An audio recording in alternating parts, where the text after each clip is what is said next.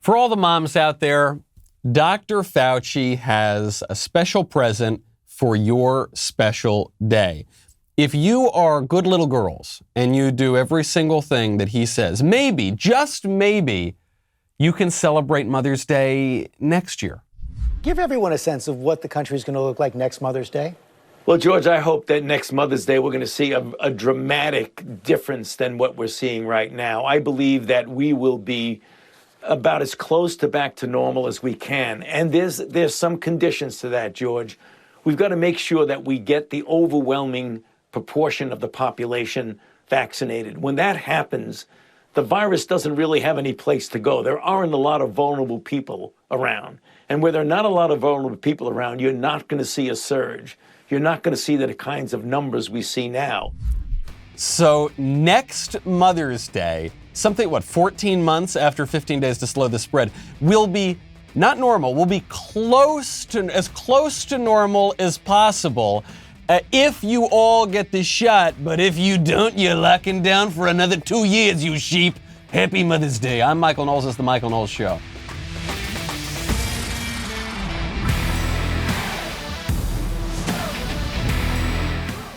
My only real pang of, I would say, almost despair in politics is that if I were ever to run for some office, if I were ever to find myself in some position of political influence, probably Dr. Fauci will already be out of his job. Because I would love nothing more. If I found myself in a position of political power, I would love nothing more than to fire Dr. Fauci, banish him to St. Helena, and never more hear from him again. Frankly, though, even if, let's say that I run for something and I win something in, 20 years, 30 years, on second thought, Dr. Fauci probably still will be in his job. I don't know when that bargain with the devil runs up. I know he's been in office since, the Truman administration or something like that. So a fair chance, I suppose, that he is there. Speaking of politicians, my favorite comment on Friday comes from Extreme Taco Cannon, who says, Caitlyn Jenner can't win. California needs Cox at a time like this. And this is a very good point. John Cox is a good gubernatorial candidate. Put up a fight in 2018, and this year I think is really making a strong play. So yes, perhaps California does need Cox at a time like this. At these very difficult times when everything is so fraught, one way to give us a little bit of peace of mind, having some physical gold. If you want to invest in physical gold, go check out Acre. Acre lets you subscribe to gold bars for as little as $30 a month. You pay each month, and once your gold stash reaches the price of their gold bars, they discreetly ship Acre Gold to your house. Just recently, Acre introduced a new $100 a month subscription to a 5-gram gold bar. Acre will let you invest without coming out of pocket all at once so that you don't have to look around your couch cushion and say, do I have enough for a gold bar yet? Well, probably you won't, but it's a great way to get started investing. By the way, right now, there's a nationwide ammo shortage. Acre is making a solid gold 24 karat 9mm bullet that you can buy right now. Probably not best to fire out of your gun. That would be a very expensive day at the range, but I suppose good if you want to kill a werewolf. Michael, werewolves are silver. No, actually, maybe you've never killed a werewolf, okay? Otherwise, I would just keep it on your mantle. It's a very cool looking piece. Visit getacregold.com/Michael right now. Start investing in physical gold today. Make sure you go to that URL because Acre is giving away a gold bar. To qualify, tweet or post why you should get it and mention @get_Acre. That is getacregold.com/Michael. And thank you, Acre Gold, for supporting the show. Everywhere, motherhood is being devalued. Not just in the medical community, which is now trying to erase women entirely, but even in the popular culture. Put aside for a second the transgender issue that says that men and women are exactly the same and men are the best women around are just men. Even in the popular culture, motherhood itself is so devalued. There was a clip from somebody named Tiffany Haddish. The name vaguely rings a bell, though I have no idea what this person does. Tiffany Haddish was being interviewed on some show and was asked about Mother's Day. And she said, I might be a mother. I might have some kids running around. I don't know. Here goes something everybody don't know. I'm going to tell you. When I was 21, I was really hard up for some money and I gave up a bunch of eggs. So who knows? I might got some kids out here in the street. There might be some Tiffany Haddishes. I doubt it though, because I never got the bonus. Some eggs somewhere though, in a cryo somewhere. ha ha ha ha, isn't that funny? Maybe I've got some kids running around because I decided that for some pieces of silver, I would consign my children to never knowing their mother. This is not adoption, by the way. It's not as though I found myself in a tricky situation and I felt that I couldn't raise the child, but I didn't want to kill the child, so I gave it up for adoption. That's a wonderful, selfless act. This is, I wanted some bucks so that I could entertain myself, so I sold my eggs so that children might be created who will never have the opportunity to know their mother. Ha ha ha, isn't that funny? Or maybe they're just in a freezer somewhere. Maybe they have been fertilized, but, because of all these other kooky ways that people have children now, they have these fertilized embryos and we just turn them into souls on ice. Ha ha ha, isn't that funny? Oh, you're so funny, Tiffany Haddish. Oh, what a great culture we're living in. Oh my goodness gracious. What this does, forget about what it does for the kids. That's cruel and selfish enough already. But what it says then is that motherhood is you're just a womb. Or you're just some eggs. Consider what's happening right now. There's a process that is very popular among wealthy people, where if wealthy people either can't conceive on their own, or if there are biological reasons why they can't in our culture, they will purchase the eggs from one woman and then rent out another woman's womb and then create a designer baby for their own pleasure and gratification. Pretty backwards, isn't it? Isn't the idea that you love someone else, and so in this act of love, you create another person, and this person is an actual physical representation of your love. That's a selfless act. But today what we're doing is exactly the opposite of that. And I guess the worst part of it, what's actually going on is pretty bad. But what's even more shocking to me is how people don't see it for what it is. How people are just giggling about it. Oh, tee-hee-hee. Yeah, I sold my children for money. That's what this woman's saying. Yeah, and they're not going to know their mother, but I got some money. So isn't that great? Ha, ha, ha, ha, ha, ha. Meanwhile, in PBS NewsHour has a piece out on Mother's Day, or I suppose a couple days before Mother's Day, but it was obviously for Mother's Day, to celebrate women by saying, quote, "It's time to recognize the damage of childbirth," doctors and mothers say. Now, when you think about childbirth, I'm sure you were celebrating your mother this weekend. When you're thinking about childbirth, do you think of damage and harm and injury, or do you think of giving life? The exact opposite of injury and harm. Probably it would be the latter. And here's how I can prove it. There is a logical flaw in this argument from PBS. It's time to recognize the damage of childbirth, doctors and mothers say. First paragraph. Generations of women have quietly endured the messy business of giving birth, even after reading stacks of pregnancy books, faithfully following their healthcare provider's advice, and successfully delivering a healthy baby. Women often enter motherhood with what suddenly feels like a broken body. I didn't even need to read the whole paragraph. Do you see the logical flaw? It was in the first sentence. Generations of women have endured the messy business of childbirth. I'm not saying that childbirth isn't messy, but I'm saying if your argument here is that childbirth damages, that it harms, that it causes injury, you can't begin your argument with generations of women. It's just like how Ronald Reagan made the observation that everyone who is in favor of abortion has already been born. Or you'll notice there are people, usually on the left, who are worried about the population bomb. They always talk about overpopulation. And notice their solution is never to take themselves out of the population. Their solution is always to take other people out of the population. Because you can't make that argument. You can't say childbirth is bad. Childbirth is terrible. Say generations of women. Yes. Or is there pain associated with childbirth? Yes, there is. There is pain and sacrifice involved in anything that is giving of yourself, that is productive in this world. But nobody wants to give of themselves anymore because we all want to get something for nothing about me, me, me, me, me, me, and me, me, me, me, me. This is part of a cultural revolution. Think about in the past. I'm not saying that long ago. I'm saying like 30, 40 years ago. If you said, I want to just pursue my own pleasure and do whatever is good for me and not care about anybody else, that would be considered bad. that would be considered vicious, that would be considered dishonorable. Today, this is considered a virtue. This is a good thing, right? We've made pride the ultimate virtue, for goodness sakes. Meanwhile, in the past, 40 years ago or so, if you said things like honor, virtue,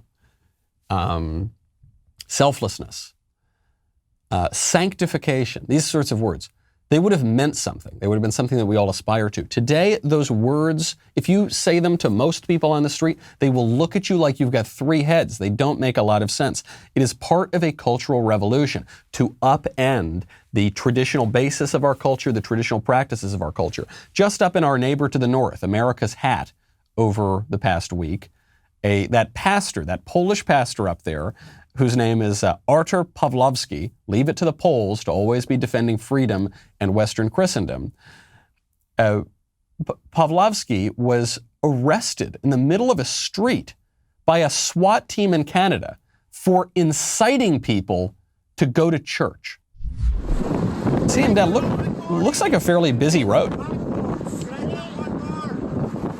There are the cops, hands behind his head, he's on his knees.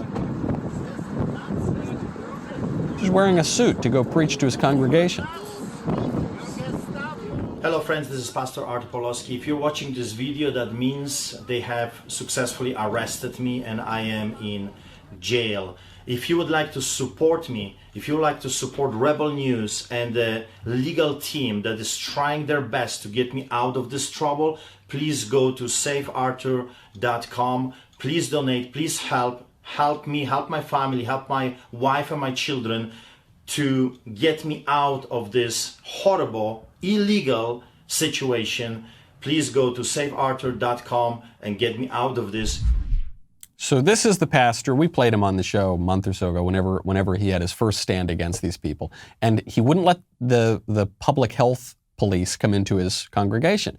And he called them Gestapo, and he called them Nazis and communists, and the Poles know a thing or two about this topic. This is Canada, it's not the United States yet.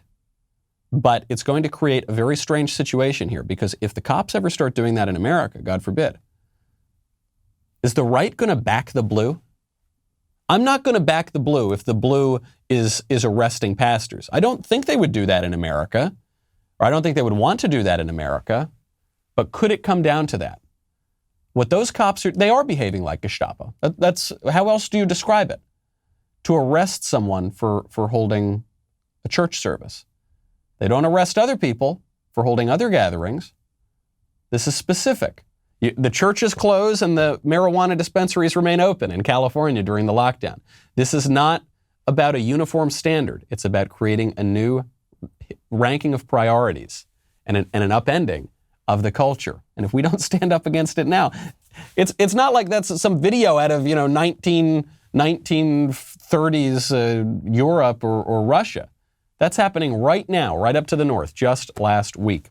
So you've got the police force in Canada arresting a pastor for holding a church service because he is violating the state-established church of secular progressivism. He's violating the true priests of Canada, who are the public health experts. And we've got the same thing here, folks. It's not quite as far down the line as it is in Canada, but we've got the same sort of thing here, the same kind of rules on the books, the same kind of punishments, albeit to a lesser degree. Meanwhile, in the digital realm, the liberal establishment is quashing any and all dissent. You saw this just last week when President Trump lost his Twitter account again. This, I felt, was really when big tech crossed the Rubicon. In January 7th, January 8th, when the big tech companies deplatformed the duly elected sitting president of the United States. That's what they did. And you think, well, if the oligarch, nerd, weirdo, hipster Rasputin types in Silicon Valley can censor the sitting president of the United States, they control 90% of the flow of information. They control our public square. So if they censor him, that's it. That is a political action. It's not just a private company or a cultural action. That's a political action. Well, what won't they do? Certainly they're going to censor all of us. So President Trump tried to work his way around this by setting up a blog on his website and then creating a little share button so you can share it to the various social media companies, and then creating a Twitter account for the blog. but they took that down right away too. They're not going to let him come back. We talked about this last week when Facebook outsourced its decision to the oversight board. So Facebook censors President Trump. Facebook has a quasi-independent oversight board. It's independent mostly of corporate interference, but politically it's very far left-wing. So the oversight board is then supposed to rule on whether or not you can keep Trump banned. First of all, if you ban him for the last part of his presidency, then who really cares if you let him back on 2 years later? But even so, the oversight board decided to punt that question back to corporate because no one really wants to take responsibility for censoring Trump. They all want to censor Trump, but no one wants to take responsibility for it because it is such an obvious and outrageous political power grab. And what this reminds us, and it should especially remind right-wingers this, is we can't just privatize everything. You can't just privatize your politics. The reason that Facebook even has to make these content decisions about censorship and what's beyond the pale, and we have to all acknowledge, look, there are some things that you're just not allowed to say. This has been true from the beginning of the country. This has always been true in the United States, and it's been true in every country in the history of the world. You can't engage in things like fraud. You can't engage in things like sedition to greater or lesser degrees. You can't engage in things like direct threats. You can't. For a long time in this country, you couldn't engage in obscenity. So there are always things that are off limits. If the politics is not going to make that decision, then the private companies, semi-private companies, are. Facebook is going to do it. So the response to this for conservatives is we need to set these sorts of standards through our politics, or else the left is going to set the standards for us. Instead of hauling off perverts and communists with our police like we did in the 1950s, busting up, porn theaters in New York or busting up communist rings in Washington, D.C. Now what we're seeing is police busting up churches. It's going to happen. We are going to have standards. So what standards are they going to be? Who's going to set it? What are we conserving and how are we going to do it? Rahm Emanuel, a former mayor of Chicago, former political operative for the Clintons, for Obama, White House chief of staff, a real machine politician type guy. Rahm Emanuel took to the Sunday shows this weekend to lament the fact that the GOP is no longer a conservative party. I'm sure he was so sad about this. Jane has said the word, conservative or agenda. First of all, this is not a conservative party. You want to look at a conservative party, pick up John Boehner's book, pick up former President Bush's book. That's conservative. This is a reactionary party built on both resentment and race. That is what the party's going. Pause. I do not want to hear about the politics of resentment and race from the party of Black Lives Matter. I don't want to hear any accusations that the GOP is now focused on race and resentment from Democrats who actively encouraged race rioters last year that burned down the country. And they're still encouraging this sort of thing. So that, like so much of what Rahm Emanuel says, completely disingenuous. It's what the left often does. He is projecting onto his opponents that which he does himself. Okay, fair enough. But then listen to his point about what true conservatism is. When you think of true conservatism, what names pop to mind? What do I know? Maybe Edmund Burke, maybe John Adams, maybe Ronald Reagan. It's a little complicated, but maybe Ronald Reagan. Maybe, I don't know. A lot of people who were very conservative in American history. Does John Boehner come to mind? Does George W. Bush come to mind? These guys are famously not that conservative.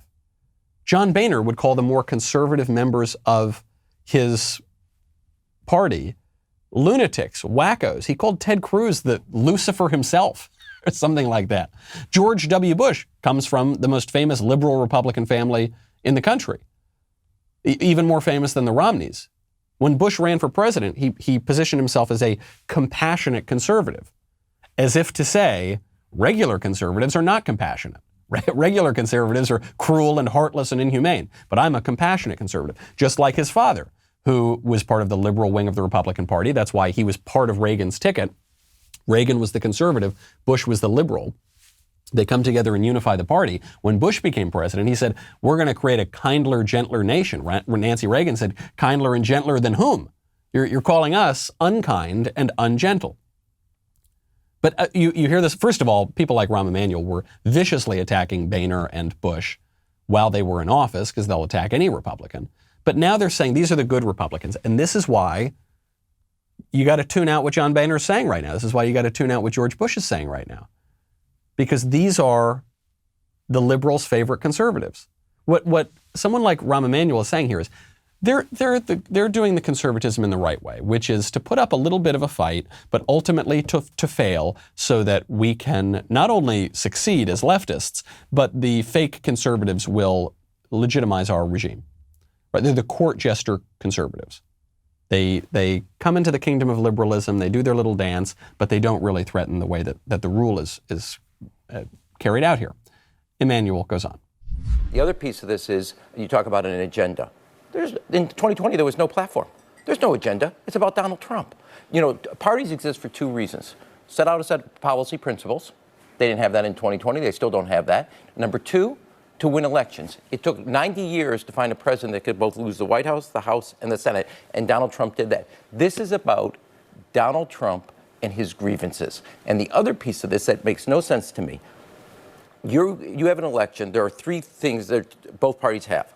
The Republicans have redistricting, they have basically restricting voter access, and they are going to also have the ability in this area to cut off any part of history they have.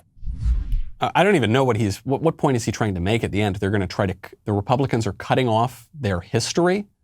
They want to deny their history. This from the party of the KKK, this from the Democratic Party.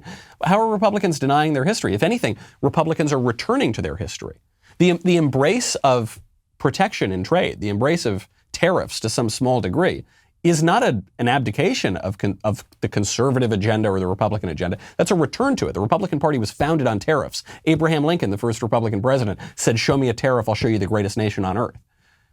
So even on his point of the agenda, he's just completely wrong. The Republicans did have a real agenda in 2016 and 2020. It was the first time they've articulated a serious agenda in my lifetime. It was just not an agenda that the left approved of. For most of my lifetime, I'm thinking McCain, I'm thinking Romney, I'm thinking Bush. The Republican agenda was basically indistinguishable from the Democrat agenda on things like immigration, on things like trade, on things like the welfare state. I mean, the Republicans want to shrink it a little, but they didn't end up shrinking it. Bush actually grew it, right? McCain actually preserved it. Romney actually grew it when he was governor of Massachusetts. They basically all agreed on everything. Then Trump comes along. And he says, yeah, we need to reduce immigration. Immigration's a big problem. We need to actually reduce it. Yeah, on trade, we're getting ripped off. We have to be more skeptical of these international free trade regimes. He offered an alternative vision.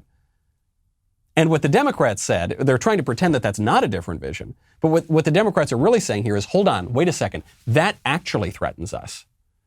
The Trump and Trump supporters' views on immigration, on trade, on manufacturing, on national identity, that actually threatens what we want to do. So we need to completely delegitimize that. We need to change various election rules before the 2020 election.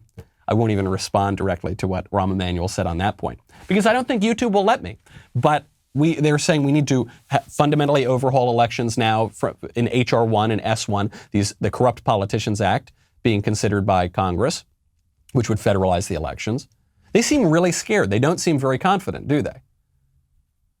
Not because there's no Republican agenda, but because for the first time in decades, there was a substantive Republican agenda. So many people don't know about this stuff. They just weren't educated into it when they were very, very young. Well, one way that we can fix that for the next generation is Tuttle Twins. How do you explain economics to a 7-year-old?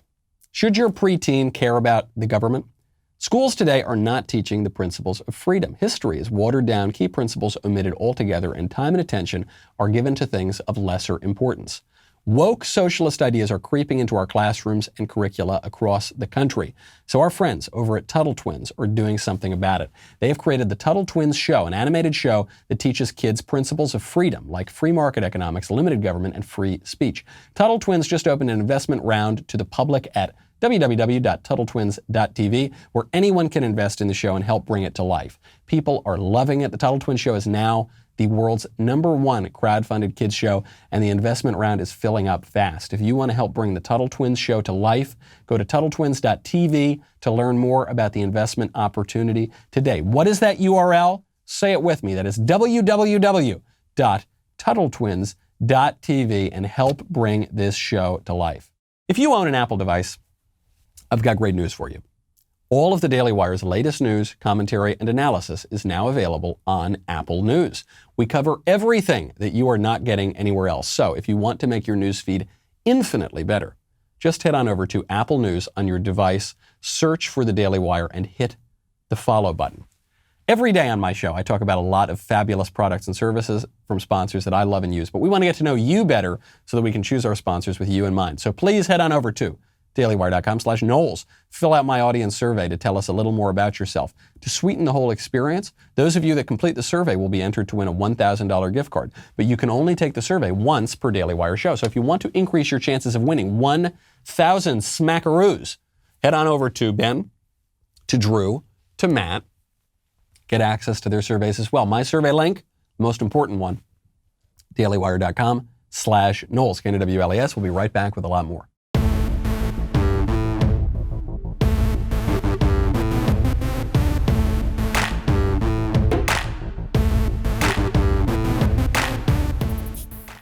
Democrat Rahm Emanuel says the GOP, it's just not conservative anymore. That's what he says on the Sunday shows. And he's a Democrat, so you should believe him. And he says that we should all we Republicans should listen to Bush and listen to Boehner, right? That would be good. Because Rahm Emanuel, famous Democrat operative, he has our best interests at heart. It reminds me of this thing, both parties do it, but it's so saccharine and obviously disingenuous. I would say probably most Republicans have said this at various times. I've probably said it too. Well, they'll say, hey, look, I think there should be a healthy Democrat Party. It's just not this one. Look, I know I'm a Republican, but we need a healthy two-party system. We need a healthy Democratic Party. And that's why the Democrats need to accept all of my advice for how to make their party stronger. Because, look, I really have their best interests at heart. I just think we need a healthy two-party. It's like, no, you don't. You think that the Democrats should be abolished. You think they're a horrible party who have a horrible vision for our country, and it would be better if none of them showed up to vote or ran for office or whatever, and Republicans ran everything. Of course that's what you think. And vice versa. When look, guys, I know I'm a Democrat, but I just think, Republicans, you should really listen to John Boehner. That would be great for you. I'm not so sure, Rahm. You're not really convincing me. So saccharine and ridiculous. So it's bad enough when it comes from Democrats. But then what the Democrats are really saying is, listen to our guys. Listen to the Republicans who accomplish nothing other than legitimize the Democratic rule. Guys like Representative Adam Kinzinger, who is a Republican, at least nominally, who spends most of his time going on liberal news outlets and attacking the GOP, and specifically attacking the conservatives within the GOP. So Adam Kinzinger goes on the CBS Sunday show, and he says the GOP, it's a sinking ship. It's incredible. So Liz Cheney is saying exactly what Kevin McCarthy said the day of the insurrection. She's just consistently been saying it. And a few weeks later, Kevin McCarthy changed to attacking other people. And so I think what the reality is as a party, we have to have an internal look and a full accounting as to what led to January 6th. I mean, right now it's basically the Titanic. We're like, in the middle of this slow sink, we have a band playing on the deck telling everybody it's fine. And meanwhile, as I've said, Donald Trump's running around trying to find women's clothing and get on the first lifeboat. And I think there's a few of us that are just saying, guys, this is not good, not just for the future of the party, but this is not good for the future of this country. We're 4 months after January 6th, an insurrection, something that was unthinkable in this country. And the message from the people that want to get rid of Liz Cheney is to say, it's just time to focus on the future and move on. Like this was 10 years ago, and we've been obsessed about it since. Where to begin with this ridiculous person? January 6th was an insurrection, something unthinkable in this country. I don't think it was unthinkable. And you know why I don't think an insurrection was unthinkable in this country? Because the left had been pursuing one for 8 months before. No, well, on January 6th, the Trumper insurrectionists attacked a government building. Oh, you mean like the multiple government buildings that BLM burned to the ground during 2020? Well, and they were threatening civilians. I guess they were threatening members of the House. That's the claim, at least. Going after citizens? You mean like the many, many citizens from coast to coast that BLM threatened, burned down their homes, burned down their businesses, and killed in 2020 like that? Unthinkable. Well, what happened? Because with BLM, dozens of people were killed and countless cities were burned to the ground. On January 6th, some guy in a horn helmet danced around on the House floor. So I'm not excusing that. I think it's bad to dance around government buildings in a horn helmet. I'm not. I don't think it's good. Frankly, I think they should be punished for it. But they're not comparable. Not only is January 6th not the worst insurrection, most terrible thing, worse than Pearl Harbor, worse than 9/11. It's not just that it's that you can't even compare it to the BLM stuff. You can't even compare it to what Antifa does regularly. What the left has done is so much worse. But Adam Kinzinger doesn't want to talk about that. Because Adam Kinzinger exists, his whole raison d'etre as a conservative, as a Republican, is to attack the GOP and defend the left.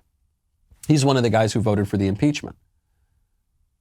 The one area that I agree with him here is I do think we should have an investigation into what happened on January 6th. Because what we were told in the days right after January 6th is that Republican Trump supporters, they planted bombs. They planted bombs outside the Capitol and at the party headquarters. And they killed people. And they threw fire extinguishers at cops and killed cops. And they were violent. And they were not only trying to kill people, but actually succeeded in killing people. And then what did we learn? What did we learn? The officer who sadly died of an unrelated stroke days later. We learned that the only person actually killed in the political violence of that day was a Trump supporter killed by Capitol Police. You hear so much about police brutality when it fits the left-wing narrative. You don't hear about it when it doesn't fit their narrative, when it contradicts their narrative. And what about those bombs? No, remember there were bombs planted outside the Capitol by Trump supporters, apparently, and yet we've never heard anything about it. We don't know who planted them. That's it. We don't know. So I think there should be an investigation, because the more that there has been an investigation, it has disproved the leftist narrative on it, and it has defended the conservative line. Adam Kinzinger. But he's defending Liz Cheney. We talked about Liz Cheney last week. I won't get into her too much more. But the Liz Cheney battle is kind of a battle for the soul of the Republican Party. That's why it matters. No one really cares about the leader of the GOP House Conference per se. The reason that this battle matters is because it's a fight between the squishes and the conservatives for the future of the party. And it's gotten complicated because, well, Liz Cheney represents the neoconservative wing of the party, basically the liberal imperialist wing of the party. The person that the conservatives put up is this woman, Elise Stefanik, who's actually more liberal than Liz Cheney. So that makes it a little bit difficult. But Kinzinger is going out and defending Cheney, because what Cheney and Kinzinger have been spending their last years doing is just going on these left-wing shows and talking to left-wing outlets and writing for left-wing outlets and defending the libs against the conservatives. So Jim Clyburn, a Democrat, has now come out and said that the Republicans getting rid of Liz Cheney is, quote, cancel culture. That's exactly what it's about. I don't agree with Liz on much politically, but that's how we grow as a country. This whole thing that everybody ought to be marching in lockstep, that is what leads people to destruction. People ought to have a diversity of thought. Diversity is very, very important. We want to limit it to gender and sometimes to race. It is also about thought. And I want to see a strong Republican Party. My parents were Republicans, and I would love to see this party honor them. But this party, Republican Party today, is showing so much dishonor to the people who made it possible. The people who, down from Abraham Lincoln, kept this party alive on the basis of anti-slavery, which itself was a big lie, and now they're perpetuating it. Now, they talk a lot about cancel culture. This is the classic cancel culture. They are perpetrating that which they argue that they're against. Wow, guys, I'm even better than I thought I was. I hate to brag on the show here, but I did not realize when I threw the Clyburn clip in here, I did not realize that he was going to be proving my point about how disingenuous it is when people from other parties talk about how they want your party to be really strong. He just did my riff. Now listen, I don't agree with Liz Cheney, okay? I think you actually do agree with Liz Cheney on a lot of things, but that's beside the point. I don't agree with Liz Cheney, but I'm just saying I support a strong Republican Party. No, you don't. You want to see the Republican Party washed away to the sea, never to be heard from again. And you're pretending that you want a strong Republican Party so that you can sound reasonable and moderate, but you don't. You're a partisan Democrat who fights tooth and nail against the Republicans every single chance you get. He then contradicts himself. He even did the thing of, and they're bringing shame to people like Abraham Lincoln. The way you know, he actually gave a little bit of a tell in how disingenuous his argument is here, because he goes, they're bringing great shame to people like Abraham Lincoln. Follow the logic. Abraham Lincoln, who founded the Republican Party on anti-slavery, which itself was a lie. Wait, hold on. Wait. Where am I? Because you just said the reason that these current Republicans are bad is because they're breaking with the great history of the Republican Party, which was founded on anti-slavery. But, oh, wait a second. I just said the Republican Party was founded on anti-slavery. But that was a lie. Oh, okay. So if it was so then the new Republicans aren't that bad because they're not betraying the old party because the party was always terrible. Well, no, and he ties himself into knots.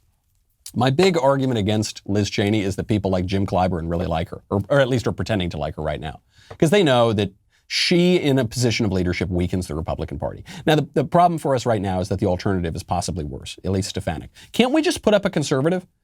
Can't we at least? Here are the two things I want. Vaguely conservative, at least, and doesn't spend all of his time attacking his own party.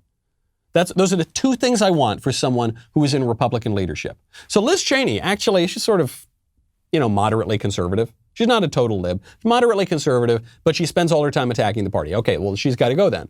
And Elise Stefanik does not spend her time attacking the party, but she's significantly more liberal than Liz Cheney. So can't you just get like a conservative up there?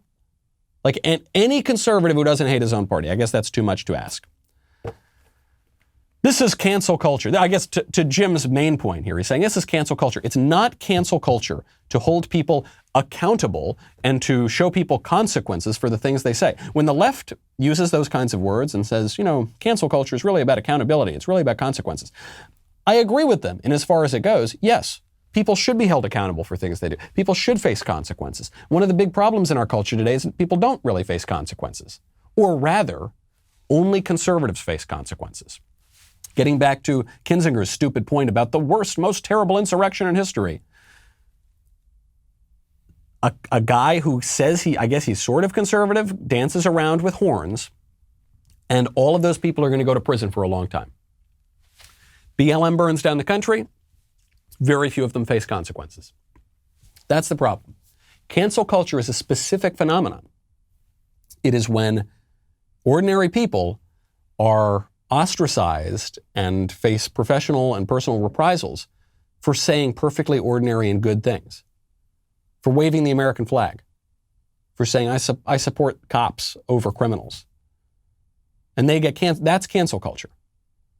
It does not therefore follow that no one should ever be held accountable for anything. When the left says, well, you conservatives had cancel culture in the 50s when you put communists in jail. Yes, we did, and it was awesome. It was great. Bring it back, baby.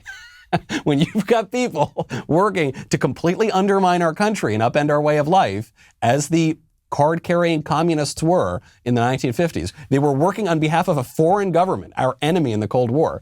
It is totally right to punish them for that. That's great.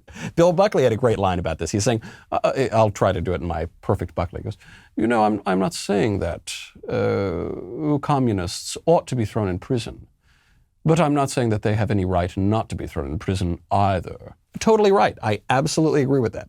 Yes, because communists waving the hammer and sickle are different than Americans waving the Star-Spangled Banner.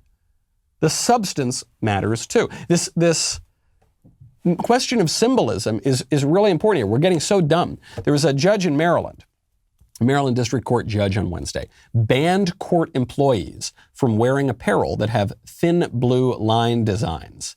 Because the thin blue line it's the American flag with the blue through it, and it says, I support the cops over the criminals. And, the more we see videos of people in Canada, cops in Canada arresting pastors, I think the less likely we are going to be to just reflexively support the blue. But here in America, yes, we support the cops over the criminals. The left supports the criminals over the cops. The right supports the cops over the criminals. The reason I don't like the thin blue line symbol too much is it's actually a violation of flag code. It's a transformation of the American flag in a way that I think is actually somewhat disrespectful. But I support the idea. The judge says, no thin blue line stuff. No, we support the cops. Back the blue stuff. Now, I don't know. Do you think that if an employee at the court wore a button that said Black Lives Matter, do you think that would be prohibited? I don't know. Maybe it would. But we know that in other places, there have been plenty of news stories about other corporations, about other organizations, where you can wear the BLM stuff, but you can't wear the Back the Blue stuff.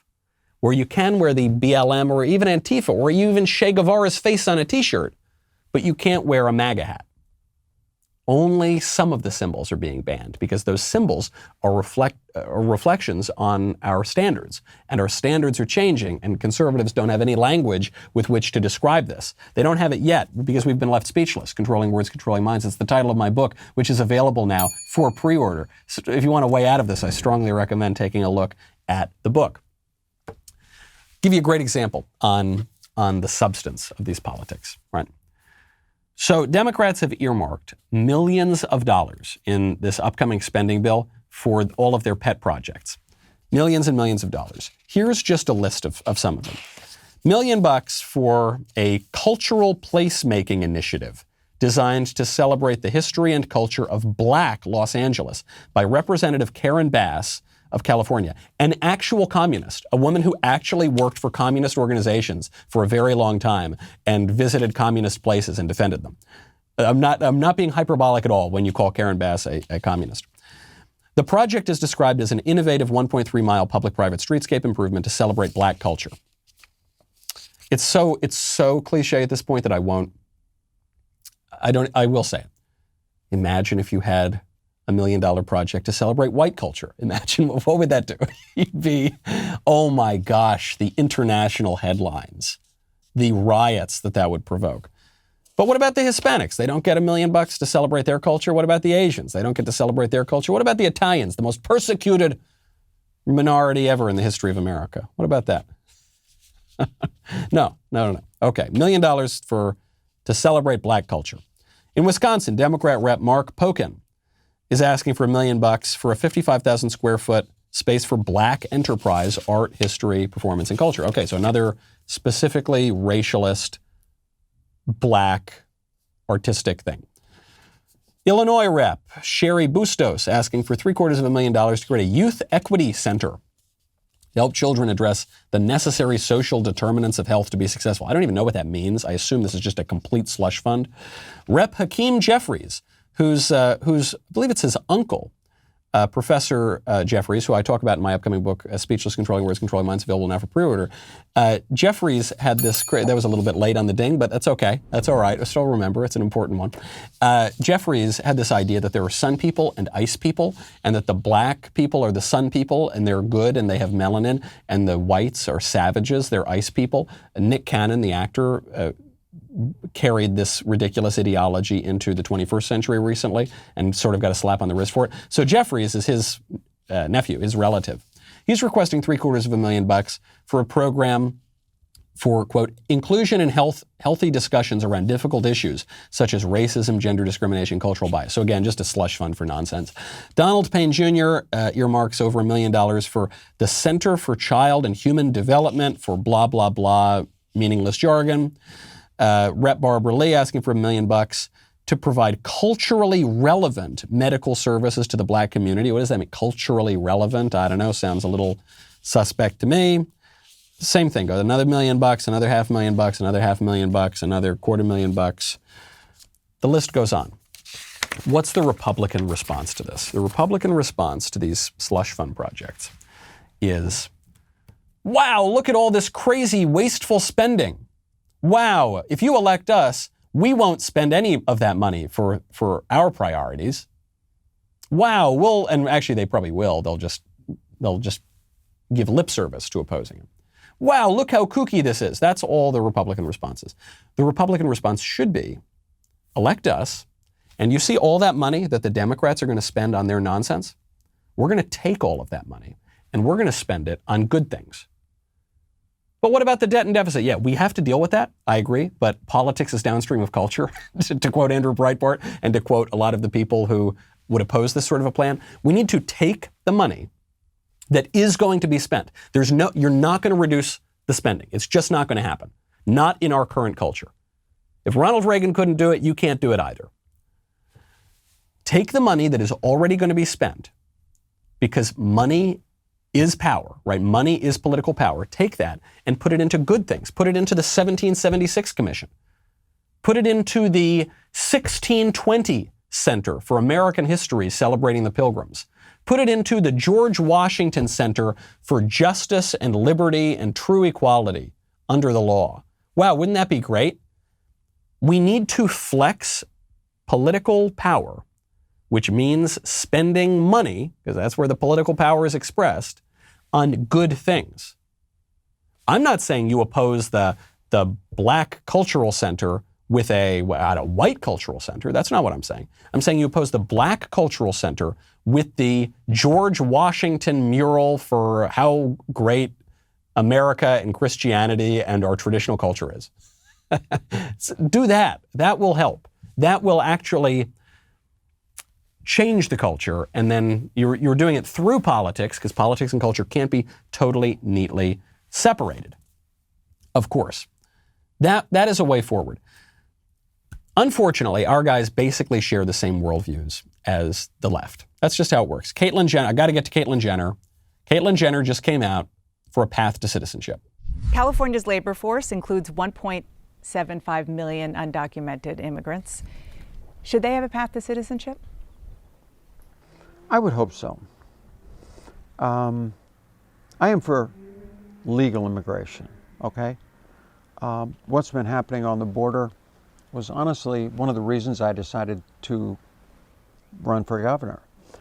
I was watching people dying come across the river, kids in cages, whatever you want to call them. They should have a chance at citizenship? Absolutely, yeah.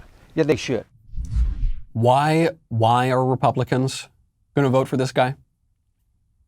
Not only is he supporting amnesty for illegal aliens, the issue, right? There are many issues that you call the issue. This is a very, very important one. Would give Democrats a huge electoral advantage, maybe a lock. It's such an injustice. It's such a violation of the law. It so encourages more illegal immigration. And not only that, but he's parroting the left's talking point on kids in cages. The left-wing argument, Trump threw the kids in the cages. It's so unjust to detain illegal aliens. He's using the same point. So why would anyone support him? Well, because, that would so own the libs if we showed the Democrats that they're the real transphobes or whatever. Oh, if we adopted all of their views. Caitlyn Jenner already has adopted the left's view on very important issues. So what would be the point in electing him? We need to offer an alternative, folks. But are we going to be able to do that? Or is our politics just ossified into the Democrats and then the sort of fake Republicans who sort of just exist to prop up the Democrats, and really it's all governed by Dr. Fauci, who will let you get back to normal maybe next year, but probably not even then. I'm Michael Knowles. That's The Michael Knowles Show. See you tomorrow.